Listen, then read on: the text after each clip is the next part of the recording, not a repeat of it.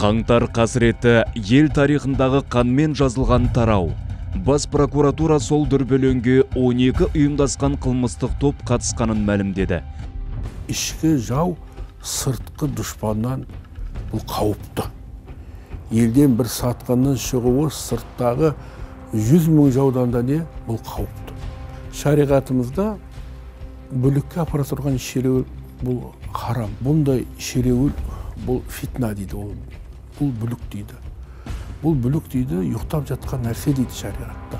Оны оятқан адамға Алланың ләнеті болсын. Құран-ы Кәримде айтады, бүлік дейді, бұл адам өлтіргеннен жаман дейді. Кез келген қоғам даму жолында талай белестен өтіп, көптеген қиындықты еңсереді. Сондай сынақтардың ең ауыры бүлік. Фитнадан сақтанудың жолы даналық, дұрыс пайым, сабыр сақтау. Мемлекетіміздің тұтастығына және егемендігімізге қауіп төндіретін оқиғадан кейін Қазақстан мұсылмандары діни басқармасы шеруге шығуға қатысты шариғаттағы пәтуасын шығарды. Шеруге шығу үшін оның өзінің талаптары бар. Бұл бірінші заңға, шариғатқа қайшы келмеу керек. Ол жердегі мақсат не? Шығудағы мақсат не?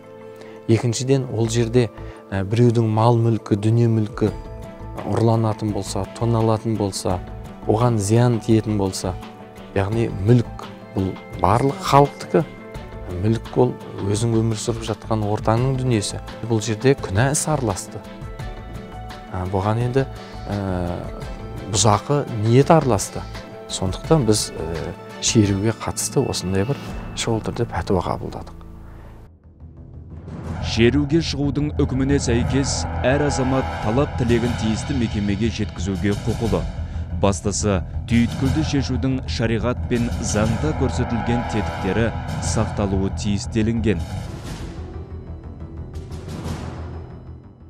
Бейбіт шерудің шарттары, шариғатқа және заңға қайшы келмеуі, балағат сөздері мен жалған ұрандар айтылмауы, қоғамның тыныштығы мен тұрақтылығын бұзатын арандатушылыққа, бұзақылыққа, тәртіпсіздікке жол берілмеуі, негізгі талаптарынан, алғашқы мақсаттарынан ауытқымауы, сыртқы және ішкі арандатушы күштердің ықпалына еріп кетпеуі, адам денсаулығы мен өміріне қауіп төндірмеуі, мемлекет пен жеке тұлғалардың жылжитын және жылжымайтын мүліктеріне зиян келтірмеуі.